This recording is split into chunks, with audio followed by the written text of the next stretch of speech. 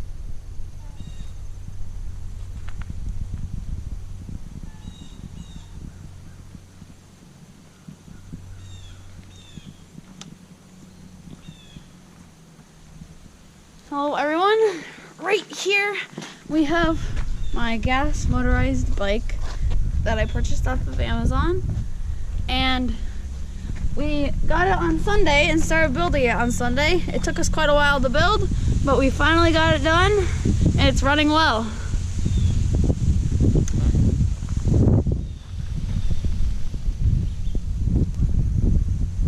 Explain what everything does. Okay. So right here is the throttle, which makes the engine go faster or slower, and it comes down and connects to the carburetor, which is right here. And then this is the gas tank that comes down through the fuel lines and also connects to the carburetor. And then right here we have the clutch, which when it's out, what to do to start it, you have to start pedaling. Once you get to a good enough speed, you'll let it out, and it opens up something in the engine, which makes it so the wheels start going. Right, it disengages the clutch when you let go of it, so it starts the engine going. And there's a lock on the back so it stays there. So now, if you want the motor to stop, you put the clutch in, and then you can just pedal. And then there's the kill switch right here that you have to hold in for a few seconds to get it to stop. And then we'll show you how to start it. So he starts with the clutch disengaged, and once he gets going to a good enough speed from pedaling, he's gonna disengage the clutch and it's gonna start up on its own. Like that. And now he can, once he disengages, if and when he disengages the clutch again, the motor will start. So disengage your clutch, so see the motor going. Oh, he killed it. You weren't going fast enough. Sorry. Let's redo that! But when he disengages the clutch, it's gonna get the wheel going like that. And